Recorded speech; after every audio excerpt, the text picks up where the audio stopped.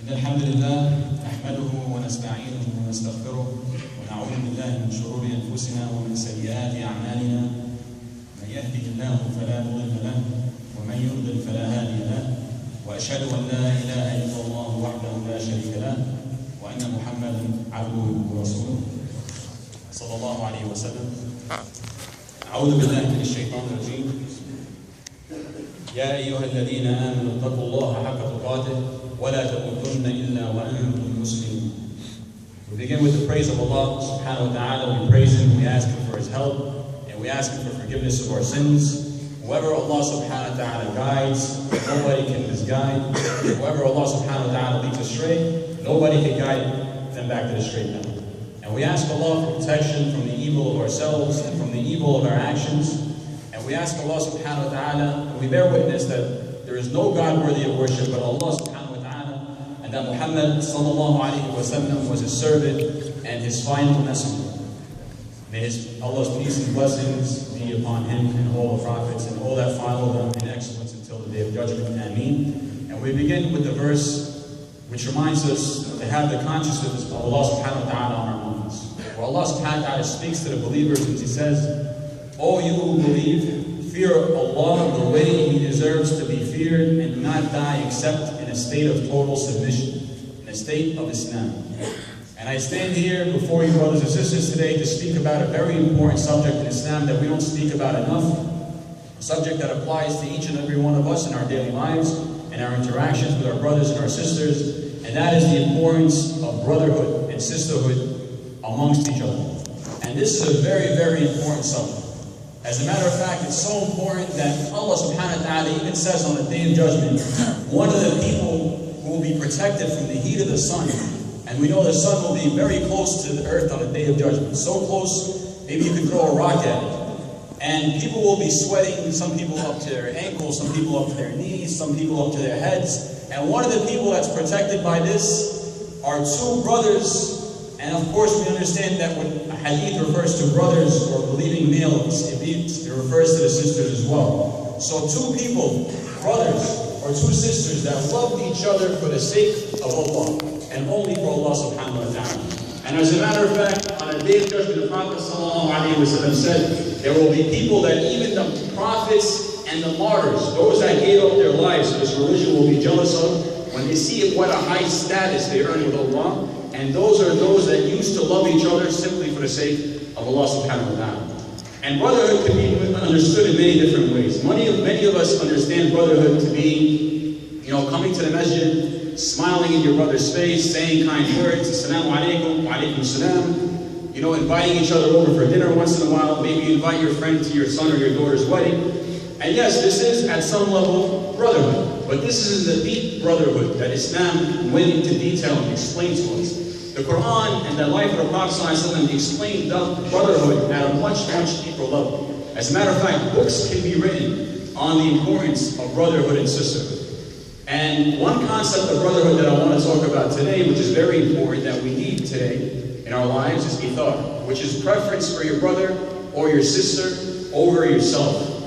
And we see this in the lives of the companions and those that will follow them, and we see this in the life of the Prophet Muhammad ﷺ, preferring your brother or your sister over yourself when it comes to your personal possessions or even your well-being. Because like I said, it's easy to see your friend or your brother in the masjid, smile in their face and be nice, but that's not the true test of brotherhood or sisterhood. The true test is when your own personal interests are at stake. For example, they call you up and they ask you to borrow a couple of $100, or maybe a couple of $1,000, depending on your relationship. Or maybe they call you at a time that's inconvenient to come do them a favor, to drive them somewhere, take them here, drop them off there.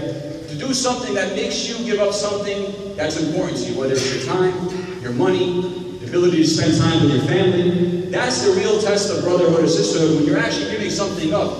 And that's how you know that you truly love each other for the sake of Allah subhanahu wa ta'ala.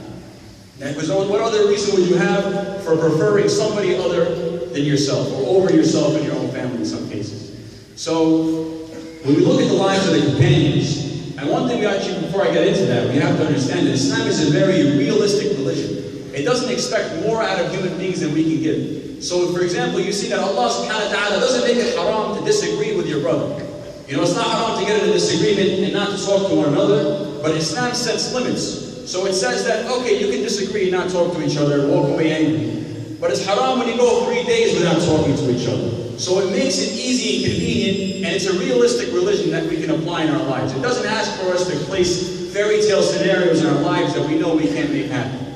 And when we look at the lives of the companions, we see that, for example, Abu Bakr and Umar, may Allah be pleased with them, the famous companions of the Prophet ﷺ, would sometimes get into disagreements and not talk to each other for more than a day or two. But eventually they would come back and be friends again. And as a matter of fact, when they got back to each other and they mended their relationships, they were even stronger brothers than they were before the argument. That's because their brotherhood was established at a deep foundation. It couldn't be shaken by a disagreement or a little argument here and there. And the one of the most beautiful examples of brotherhood can be seen in the Ansar. Now, who are the Ansar? The Ansar were the companions of the Prophet ﷺ that actually lived in the city of Medina. Now, we know the Prophet Muhammad ﷺ lived in the city of Mecca. So Mecca and Medina were two separate cities, just like you have Brooklyn and Staten Island. And the Prophet ﷺ, when he was giving da'wah, he was calling people to Islam in Mecca, they wanted to have him killed. And they started to have the believers tortured. Some of them were killed. So they couldn't practice their religion freely, so they had to migrate out of Mecca and go to the city of Medina. And in order to do that, it was very difficult. You didn't have credit cards or bank accounts that you could just put your money, in your Chase account and just go to all their city and spend it. If you wanted to leave, you had to take all your money with you, all your possessions with you. And if you wanted to get away secretly, you can't do that because you're going to be carrying all your money and all your possessions. They were trying to migrate out secretly, so they couldn't take all their stuff with them. So they had to leave their money, their possessions, everything that belonged to them, that they spent their lives trying to earn, even their homes, they had to leave behind in order to migrate to that other city, just so they could worship Allah subhanahu wa ta'ala freely. So many of them left only with the shirts on their back. That's it. They left everything behind. So they got to this new city with absolutely nothing. And many of them have never even been to that city before. Imagine you go to a new city, you don't know anybody there, and on top of that you have nothing. And some of them brought their entire families. So there's a lot of pressure on them. And Allah even describes their situation in the Quran, where He says, للفقراء المهاجرين الذين أخرجوا من ديارهم وأموالهم يبتغون فضلا من الله ورضوانا وينصرون الله ورسوله. He describes them as the immigrants, the ones that left their homes, and they were thrown out of their homes, and they were kicked out of even owning their own property. Why? Just searching for the bounty of Allah subhanahu wa ta'ala and His pleasure. They gave up all their personal possessions just so they could worship Allah subhanahu wa ta'ala freely and get closer to Him and earn His pleasure. And Allah subhanahu wa ta'ala says about them in that verse, أُولَٰئِكَ هُمُ الصَّادِقُونَ. Those are the truthful ones. They don't just say, I believe. They actually follow up with action that proves that in fact, yes, they believe. Because nobody would be able to do that, to give up their personal possessions just for Allah, unless they truly believed in His existence, and unless they truly were trying to earn His pleasure. And then, when they got to the city of Medina, again, they had nothing. And the Prophet ﷺ was amongst them as well, and he had his family as well. So one of the first things he did in the city of Medina, because remember I said there's two groups. There's the Muhajirun, the ones who left Mecca, the immigrants, and the Ansar. They were the ones that were already living in the city of Medina. The ones who told the Prophet ﷺ, come to our city, we will offer you protection with our wealth, with our families, we'll provide you with shelter, and we will give you a community to call your own. So they were the Ansar. And they were the ones that were actually living in the city of Medina that accepted the Muslims that migrated. So when they got there, the first thing they actually did was split up their possessions. The Prophet ﷺ had each of the immigrants share with the possessions of the Ansar that were living in that city. Meaning, if you were living in the city of Medina and you had a home, you're going to split up your home with one of these immigrants that just came from the city of Medina. If you had $10,000, now you have $5,000, and your brother now has $5,000. If you have 2 camels or 2 cars, he has one of those camels and you have one now. And subhanAllah, these are people they've never even met before. And they did it with no hesitation whatsoever. Now what will get somebody to do something like that? To give somebody you've never even met before half of all your personal belongings that you spent your entire life trying to earn. Well, first of all, it was a command from the Prophet Muhammad ﷺ, so they did it right away. They didn't even think twice about it. The second reason is because they loved their brothers simply for the sake of Allah. They knew that they went through the trouble of leaving their towns and leaving everything behind just so they could worship Allah, and they loved them for that reason, and they gave them half of their belongings with no hesitation whatsoever. And Allah describes those companions, Ansar, and He says, وَالَّذِينَ تَبَوَّأُوا الدَّارَ وَالْإِيمَانَ مِنْ قَبْلِهِمْ, the ones who had established the homes, meaning the ones that were already living in their homes in Medina, and they had already established faith inside of themselves. يُحِبُّونَ مَنْ هَاجَرَ إِلَيْهِمْ, they loved their brothers that migrated to them. They loved them for the sake of Allah. وَلَا يَجِدُونَ فِي صُدُورِهِمْ حَاجَةً مِمَّا أُوتُوا, and they have no desire in their chests or in their hearts for the things, the personal possessions that they've been given. Meaning, they didn't care that they had to give half of their belongings to their brothers, because these things were not a desire that they had in their hearts. The real desire was for their brothers and for the pleasure of Allah subhanahu wa ta'ala. So because these things weren't in their hearts, they were in their pockets, it was easy for them to give it up. Because when something's in your heart, it's hard to give it up. But when it's in your pocket or in your hand, you can give it up easily. So it was easy for them to give up those possessions, because Allah says, وَلَا يَجِدُونَ فِي صُدُورِهِمْ حَاجَةً. They don't have any need or desire for those things that they were given. وَيُؤْثِرُونَ عَلَى أَنفُسِهِمْ وَلَوْ كَانَ بِهِمْ خَصَاصَةٌ. And Allah subhanahu wa ta'ala even says, they prefer their brothers over themselves, even though they themselves are in need. Meaning, even though they themselves are going through a hard time, they're still willing to help their brothers out, and they still want their brothers to have the best for them, even if it meant them having to give up what they've been given. And Allah subhanahu wa ta'ala says at the end of the verse something very beautiful. He says, وَمَنْ يُوقَ شُحَّ نَفْسِهِ فَأُولَٰئِكَ هُمُ الْمُفْلِحُونَ. And whoever can be saved, look how Allah subhanahu wa ta'ala uses the word saved. Whoever can save himself from the greed of his soul, then he is the one who will be successful. You know, usually you talk the opposite. If you want to be successful, you got to be greedy. You got to hold back and save and put money away. Allah says the complete opposite. And this is Allah's definition of success. You know, not your parents' definition, not your teacher's definition, not your boss's definition. The one who created your teachers and your parents and your boss and gave them everything they had, this is His definition of success. I think His definition is a little bit more important. He says the one who can be saved from the greed of his soul, he is the one that's going to be successful. And look at the Ansar. SubhanAllah, not only they give, SubhanAllah, think about it this way. Imagine you had a business that you've been running for 20 years.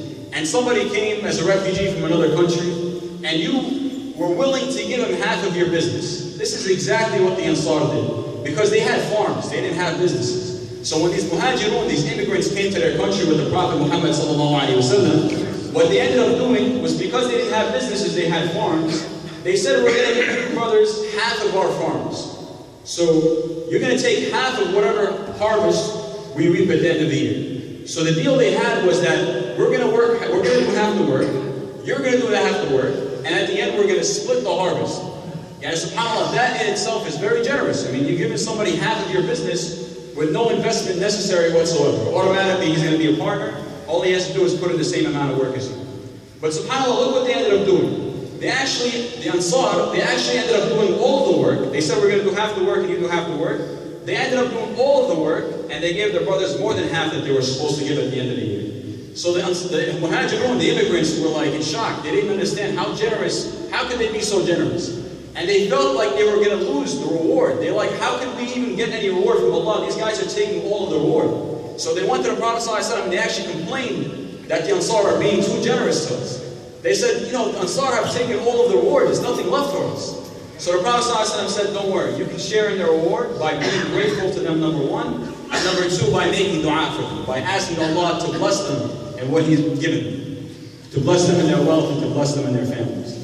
So, subhanAllah, you see the level of commitment the Ansar and the Muhajirun have. And we need to see this level of commitment in our lives when we see our brothers and sisters that are suffering in countries like Syria right now, where, you know, many of them are spending the nights outside in the cold with no heat. And subhanAllah, you see some videos that are like very disheartening. And you see people, these are our brothers and sisters, by the way. Just because you've never met them doesn't mean that they're not your brothers and sisters. Yeah, and they're picking grass from the floor and eating it because they have no food. Or they have no access to food. They're eating grass off the floor. Mothers are picking grass off the floor, and they're giving it to their kids as meals. And subhanAllah, we're talking about, this is something that's going on in 2014 in a Muslim country.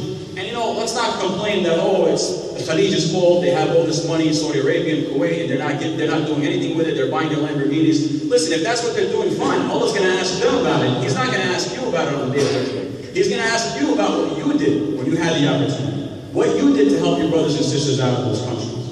So nobody's saying give half of everything you have. If you could, that would be great. But give what you can, and don't just look for the minimum 2.5% zakat that you're going to give at the end of the year. Be generous with Allah, and Allah subhanahu wa ta'ala will be generous with you. Another situation that occurred once in the city of Medina was that there was a tribe called Bani Nadir. And Bani Nadir was a Jewish tribe that had an agreement with the Prophet Muhammad sallallahu alaihi wasallam, and they violated the agreement. And not only they violated the agreement, they tried to have the Muslims, they actually went around the back of the Muslims and tried to have them defeated by another army. So they went behind them and they committed treason. So as a result, the Prophet ﷺ had them thrown out of their town. So Bani Nadir evacuated their town as a result of their treason. And after doing so, they left all their homes behind. So now they have all of these empty homes that they didn't know what to do. So the Prophet ﷺ figured, the Muhajirun, the immigrants that are sharing the homes with the Ansar, this will be a good opportunity to give them their own homes to live in. So he called the Ansar. And this shows also the Prophet ﷺ how diplomatic he was. He didn't just make a decision by himself. He always asked the companions around him. Even though he was the Prophet of Allah, he still asked them for their opinions. So he gathered all the Ansar and he said, you guys have been very generous to us. We want to pay you back. So all those homes that were left by Bani Nadir, I'm going to give you two options. Either your brothers that you're sharing your homes with right now, you can give them those homes and you don't have to share with them anymore. Or you guys can continue to share and you can all split those new homes that you had. So they had two options. Either split the new homes and continue to share their wealth, or give their brothers those new homes and they don't have to share their wealth anymore. And look at the answer the Ansar gave. They said, oh Prophet of Allah, we have a better idea. How about we continue to split with them and we give them those new homes on top of that? And subhanAllah, look at the amount of generosity they had. And the Prophet ﷺ smiled and he made dua for the Ansar and he made dua for their kids as well. And actually a few years later, when Islam was spreading and they conquered the town of Bahrain, the Prophet ﷺ came back to the Ansar again. And he said, you guys have done a lot for us. I want to pay you back. All the property and the wealth and the spoils from Bahrain belong to you. They said, we'll only take it under one condition.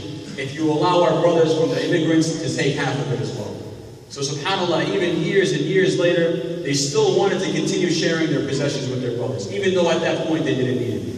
And we ask Allah subhanahu wa ta'ala to put that level of generosity in us as well, to be able to help our brothers and sisters that are in need. And we ask Allah subhanahu wa ta'ala to save us from the evil of ourselves and from the greed of ourselves as well.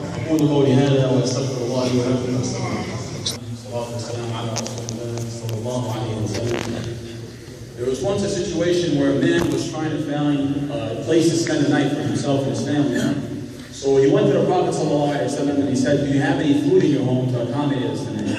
And the Prophet ﷺ that night, he didn't have any food. So he replied, no, I don't have anything, but I'm going to try to find you somebody.